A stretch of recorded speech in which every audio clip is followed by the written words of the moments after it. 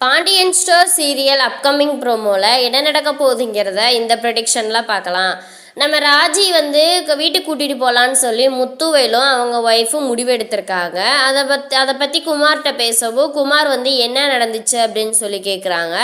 அதை வந்து நம்ம சத்யவேல் சொல்கிறாரு, நீ ஜெயிலில் இருக்கப்போ நிறையா பிரச்சனை நடந்துருச்சு அப்படின்னு சொல்லி ராஜி சொன்னதெல்லாம் சொல்கிறாங்க.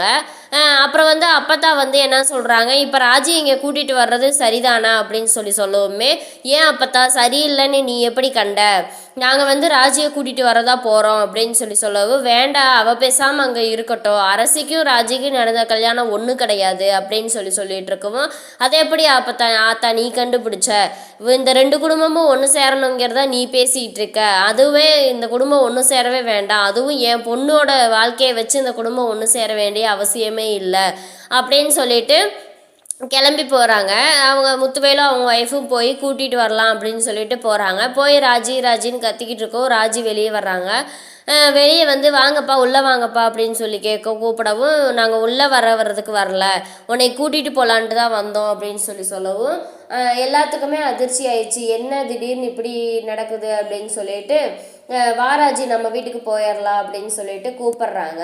அப்போ முத்துவேல் சொல்கிறாரு, நீ வந்து உனக்கு பிடிக்காத கல்யாணத்தை தானே பண்ணிட்டு வந்த, எங்கேயோன்னு வந்து நீ உன் வாழ்க்கையில் தப்பு நடந்துருச்சு, அந்த தப்பை செஞ்சுட்டு எப்படி வீட்டுக்கு வர்றதுன்னு சொல்லி நீ யோசிச்சுட்டு நின்றப்ப எப்படியோ இந்த கல்யாணத்தை பண்ணிட்டு வந்துட்ட, நீயா ஒரு வாழ்க்கையில் தப்பான முடிவு எடுத்த, அதை வந்து நீ மறைக்கிறதுக்கோசரம் இந்த வாழ்க்கையை நீ தேடிக்கிட்ட, இனிமேலும் நீ இங்கே இருக்க வேண்டாம், உன்னோட எல்லா இதையுமே நாங்கள் புரிஞ்சுக்கிட்டோம், இனிமேல் நான் வந்து உங்களுக்கு வந்து எந்த இதுனாலும் நாங்கள் நிற்போம், வா போகலாம் நம்ம வீட்டுக்கு போகலாம் அப்படின்னு சொல்லிட்டு முத்துவேல் கூப்பிடுறாரு.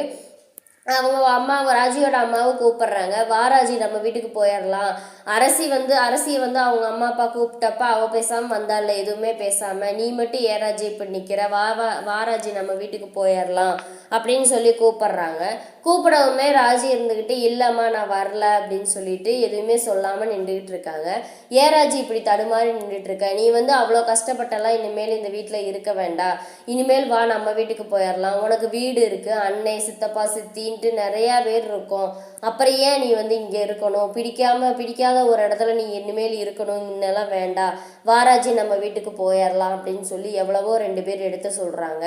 அப்போ வந்து கோமதி சொல்கிறாங்க, அது எப்படி ராஜி வீட்டுக்கு கூப்பிட்டு போகிறது சரியாகும் அப்படின்னு சொல்லி கேட்கும்போது, ஏன் சரியாகாது, நீங்கள் அரசியை கூட்டிகிட்டு வந்தீங்கல்ல, அது மாதிரி தான் நாங்கள் எங்கள் பொண்ணை கூட்டிகிட்டு போகிறோம், அப்பா பொண்ணு அம்மா அவங்கக்குள்ளே பேசுகிறப்ப நீங்கள் தலையிடாதீங்க அப்படின்னு சொல்லுவேன்னு, மீனாவும் அதெல்லாம் இல்லை நாங்கள் ராஜியை அனுப்ப மாட்டோம் அப்படின்னு சொல்கிறாங்க. அதுக்கு வந்து தயவு செஞ்சு கோமதி, நீயும் தலையிட வேண்டாம், உன் மருமகளையும் தலையிட வேண்டாம்னு சொல்லு, எங்கள் பொண்ணை நாங்கள் கூட்டிகிட்டு போகிறோம், யாரும் தலையிட வேண்டாம் அப்படின்னு சொல்லிக்கிட்டு இருக்காங்க. அப்புறம் கோமதியும் அமைதியாக நின்றுடுறாங்க. அப்புறம் பாண்டியன் வராரு. பாண்டியன் வந்து எது எப்படிங்க அப்படின்னு சொல்லி கேட்கும்போது, உங்கள் பொண்ணை கூட்டிகிட்டு போகும்போது நாங்கள் எதுவும் பேசாமல் தானே நின்றோம், அதே மாதிரி எங்கள் பொண்ணுக்கிட்ட நாங்கள் கூட்டிகிட்டு போகிறப்ப நீங்களும் எதுவும் பேசாமல் நிற்கிறது நல்லது அப்படின்னு சொன்னதுமே பாண்டியன் உள்ளே போயிடுறாரு. அப்புறம் ராஜி வந்து ஒரு நிமிஷம் இருங்க அப்படின்னு சொல்லிட்டு உள்ளே போகிறாங்க. கதிர்கிட்ட எங்கள் அம்மா அப்பா வந்திருக்காங்க அப்படிங்கவுமே, என்ன யார் அப்படின்னு சொல்லி கேட்கும்போது, எங்கள் அம்மா அப்பா என்னை கூட்டிகிட்டு போக வந்திருக்காங்க அப்படிங்கவுமே, எங்கே அப்படின்னு சொல்லி கேட்குறாங்க.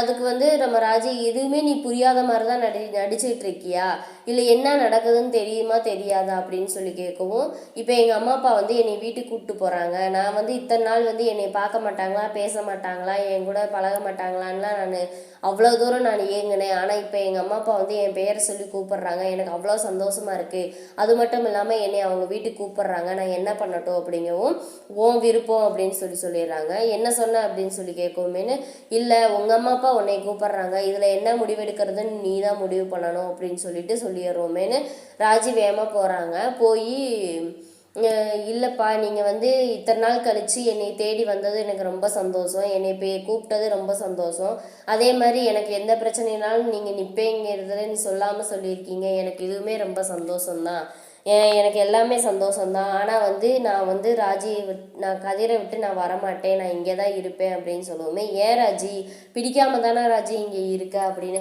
யாருமா சொன்னது பிடிக்காம இருக்கேன்னு சொல்லி, அரசிக்கும் எனக்கும் நடந்த கல்யாணம் வந்து ஒன்று கிடையாது, அரசி எப்படி வந்து கல்யாணத்துக்கு முன்னாடி வரைக்கும் அவளுக்கு வந்த பிரச்சனையை வீட்டில் சொல்ல முடியாமல் தவிச்சாலோ அதே மாதிரி தான் நானும் நின்றேன்.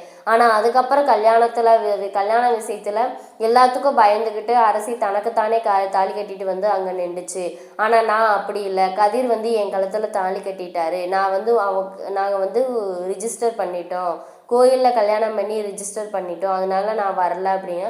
எல்லா கோயில்லையுமே கல்யாணம் பண்ண ரிஜிஸ்டர் தான் பண்ணுவாங்க. அதுக்கோசரம் உன் வாழ்க்கை இங்கே பணைய வைப்பேன் அப்படிங்கவுமே இல்லை, நான் இங்கே இருக்கிறது தான் எனக்கு சந்தோஷமே, நான் அங்கே வரல, என்னை நல்லா பார்த்துக்கிறாங்க, எல்லா சந்தோஷமும் எனக்கு இங்கே தான் இருக்குது, அதனால இங்கே யாருமே நீங்கள் வந்து இனிமேல் என்னை கூப்பிட வேண்டாம், தயவு செஞ்சு நான் இங்கேயே இருந்துக்கிறேன், எனக்காக கதிர் எல்லாமே செய்கிறாரு, அவரை பற்றி கூட யோசிக்காமல் என்னையை பற்றி தான் நிறைய யோசித்து எனக்கோசரம் எல்லாமே பண்ணுறாங்க, அதனால் இங்கே இருக்கிறத விட்டு நான் யாருமே வரமாட்டேன், நான் என்னை அன்பாக பார்த்துக்கிற அத்தை கூடயே எல்லா கஷ்டத்துக்கும் துணை நிற்கிறேன் எங்கள் அக்கா மாமா அப்படின்னு சொல்லி நிறையா பேர் இருக்காங்க, நான் வந்து அங்கே வரல அப்படின்னு சொல்லிடுறாங்க.